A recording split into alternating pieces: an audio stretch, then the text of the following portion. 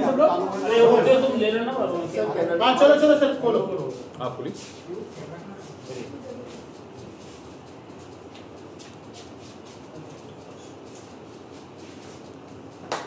वाह very nice.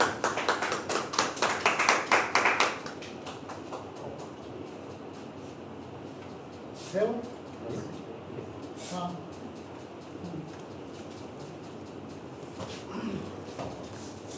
चलिए दर्शकों को और जितना सक्सेसफुल हुआ है कैसा एहसास होता है when you heard your own version, क्या कहते हैं इस बारे में? हाँ, मेरी शुरुआत तो हमेशा फिल्मों से हुई और जैसे कि pure commercial cinema like Welcome Back, alternate cinema like Paan Singh Tomar, commercial alternate mix like Sahib Biwi Aur gangster, I am कलाम, ये सारी ज़िंदगी। तो इस तरह के मैंने भिन्न भिन्न प्रकार की फिल्मों का म्यूज़िक किया, पर साथ साथ हमेशा नॉन फिल्म के प्रति मेरा एक झुकाव रहा है। तो क्योंकि मुझे इंडस्ट्री में लाने वाले शख्स थे गुलजार साहब, तो 2002-03 में उस दौरान जब मैं एकदम बच्चा था तो गुलजार साहब ने मेरे साथ करियर शुरू करवाया मेरा एक एल्बम के साथ जिसका नाम था उदास पानी, and that was a huge hit those days. और उदास पानी के सक्सेस के बाद नॉन फिल्म एरिया में मैंने और गुलजार साहब ने बहुत से और काम किए, जैसे रात चांद और मैं, कब आते हो, और बेहतरीन सिंगल्स। तो सिंगल्स के साथ और नॉन फिल्म के साथ मेरा इंट्रोडक्शन तभी हुआ था। और मुझे लगता है कि फिल्मों में हालांकि आपको एक बड़ा कैनवस मिलता है, एक बड़े स्टार का सपोर्ट मिलता है, एक मस्क्यूलेचर फिल्म प्रोडक्शन हाउस का मिलता है, पर आपको थोड़ा बंध के काम करना पड़ता है। As a film composer, as a film singer, you have to fit in to the canvas of the film, the actor, the actress, the requirement of that era. Like in Paan Singh Tomar I was completely tied down by 1950s, that was the era, and जो folk instruments उस वक्त use होते थे, Bundelkhandi folk, MP folk and Rajasthani folk, उसका इस्तेमाल करके उसके साथ सिम्फनीज़ को ब्लेंड करके मैंने उस पीरियड का म्यूज़िक बनाया। Now welcome back was a gangster film, और उसमें सारे लोग गैंगस्टर थे, from John Abraham to Nana Patekar to Paresh Rawal, and it was a gangster comedy film. तो उस फिल्म के कैनवस में घुस के उसका म्यूज़िक बनाना एक अलग चैलेंज था। तो मेरे कहने का तात्पर्य ये है कि whenever you do a film as a composer, you have to first get into the shoes of the film and then do justice to the song. But in non film आपकी परवाज़ जो है वो आसमान है, क्योंकि आपका गाना जो है आपके बलबूते पर ही वो गाना उड़ता है। तो गाने की कॉम्पोजिशन क्या होगी, गाने के लिरिक्स क्या होंगे, गाने को कैसे ट्रीट करेंगे, ये सारा आप ही पे डिपेंड करता है। और हम बहुत मुक्त हो जाते हैं नॉन फिल्म गाना करते हुए। So that is one advantage of doing a non film song, that you are free, freedom is all around you, and how you best make use of that freedom is up to you. Anvesha, something about you, how you started your journey, and about the success you have achieved, and about Abhishek and your, you have worked earlier also with so many projects. So, what had been the journey? For me, I started off with television, so I owe my fame and recognition to television. उसके बाद से बहुत छोटी उम्र से मैंने playback करना शुरू कर दिया. So I've worked with composers starting from Pritam Da to Ismail Darbar to Dinesh Reshamia, Shankar ji. अभिषेक दा के बारे में मैं यही कहना चाहूँगी कि I am very happy that I met him in a time period जब से independent music is also rising in our country, in India. तो बहुत इम्पॉर्टेंट है कि हम कब किसको मिलते हैं. So I think I met him at the right time, and he is a composer who besides his film projects he is equally invested in his independent projects. तो बड़ी खुशी है कि मैं in such a short span of time I have sung for him in so many different projects. And very very excited कि लोग हमारे काम को अप्रिशिएट कर रहे हैं. But basically your focus is on independent projects only, or you are confined to playback singing and film or other media? मेरी focus music पे है, but That's a good answer. मेरी फोकस म्यूज़िक पे है, चाहे वो इंडिपेंडेंट हो या फिल्म हो. Music, good music which is I think should come in every platform, in whichever the medium is, I think whatever the medium good is. original music is what we essentially Yes. stand for. Yeah. हम बहुत ज़्यादा covers या versions में विश्वासी नहीं है. तो आज तक फिल्म के अलावा भी जो भी काम मैंने अपने लेबल एयर प्रोडक्शंस में किया है, उसमें करीब 11-12 गाने श्रेया घोषाल के साथ हैं, उसमें गुलजार साहब के साथ गाने हैं, हरिहरन साहब हैं, सोनू निगम के साथ, शान के साथ, सब अच्छे सिंगर्स के साथ अच्छे गाने जिनको जो दूर तक जाने वाले लंबी रेस के घोड़े होते हैं, हम उस तरह के गानों को थोड़ा पसंद करते हैं कि हमने गाना बनाया और एक बेहतरीन वीडियो बना के उसको छोड़ा। ऐसा नहीं कि सिर्फ 2 महीने लोग देखेंगे। गाने की मुझे लगता है कि हर एक गाने की अपनी एक उड़ान होती है, अपना एक परवाज़ होता है कि जैसे कि आपको उदाहरण के तौर पे अगर मैं पूछूं, इतने सारे लोग यहाँ पे रिपोर्टर्स मौजूद हैं कि लग जा गले, अब एक बेहतरीन गाना है जो बच्चा बच्चा गाता है आज की डेट में भी, शायद 30, 35, 40 साल पुराना गाना है। आप लोगों को याद भी नहीं होगा कि लग जा गले कौन सी फिल्म का गाना है, फिल्म का नाम लोग भूल चुके हैं, लेकिन गाना आज भी मुकम्मल है, गाना आज भी उड़ रहा है अपनी उड़ान। तो मुझे लगता है एक अच्छे गाने की उड़ान जो है वो बहुत दूर तक होती है। And today, because of digital technology, because of YouTube and all the other platforms, there's a lot of clutter, there's a lot of crowd. But if you make a song which cuts through the clutter, then it keeps on sailing. मैं ये नहीं कहता हूँ कि वो मतलब बहुत ज़्यादा उसको आप पुश करेंगे तभी हो जाएगा, वो अपनी एक उड़ान गाना बढ़ता रहता है।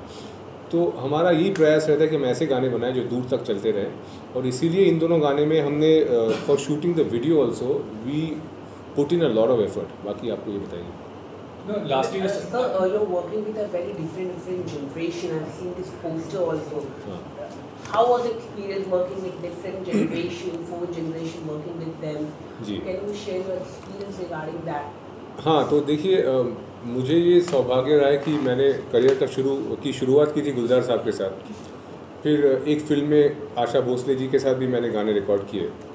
उसके बाद वाला जनरेशन था Kavita Krishnamurthy, Udit Narayan and you know all those legendary Alka Yagnik and all those singers with whom I have recorded a lot. Then came the generation of Sonu Nigam, Shreya Ghoshal, Shan, Sunidhi Chauhan, and now comes the generation of singers like Anvesha. So I have been fortunate to work with 4 different generations of singers, diverse kinds of music from pure Indian classical to folk to fusion to symphonies. फ़र्क कुछ भी नहीं है। मुझे हमेशा लगता है कि किसी भी जनरेशन का कोई भी अच्छा आर्टिस्ट हो, he or she will always stand for good original music.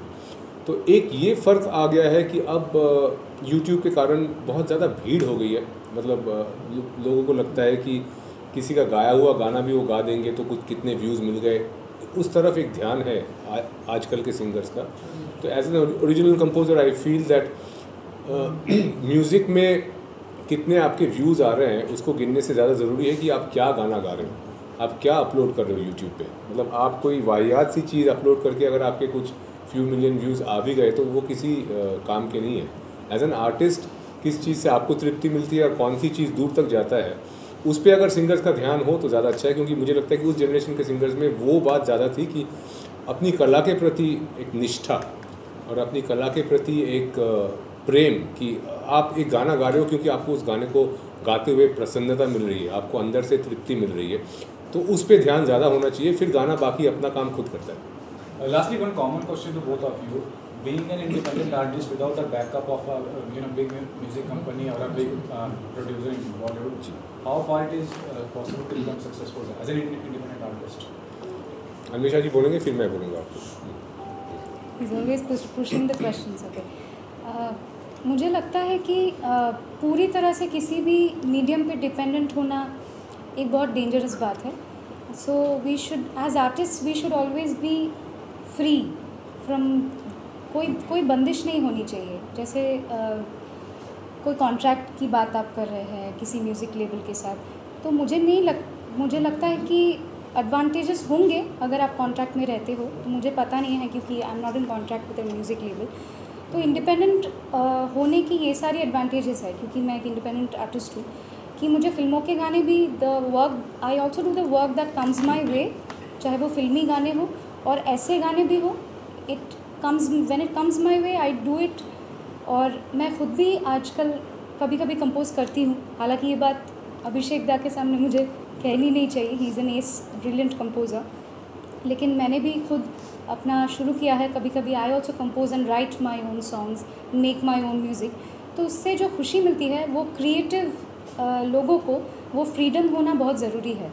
So in that sense I think every artist should have that independence. Sir, your take on...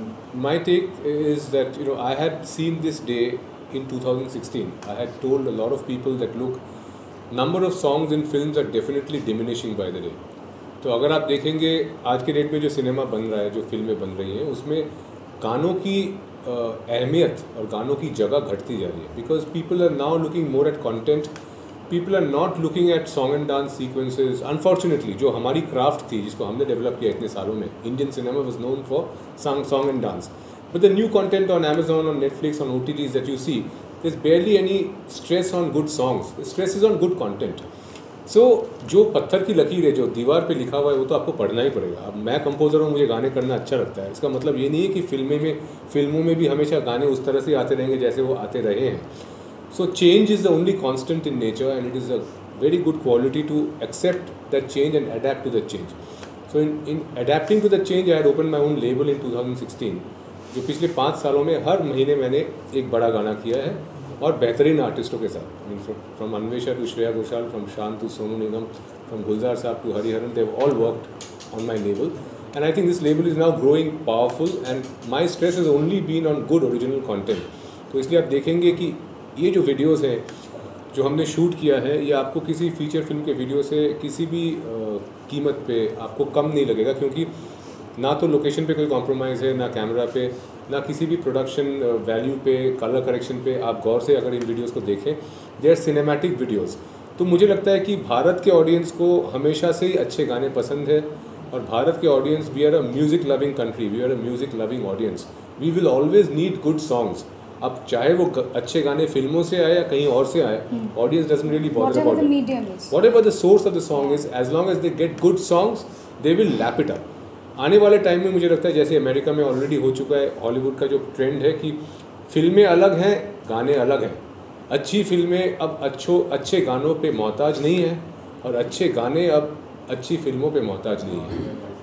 तो ये जो नई दिशा है, ये जो the new writing on the wall, I think that's here to stay, and for artist to understand, grasp and adapt to it is the order of the day. Sir गाने सुनाइए।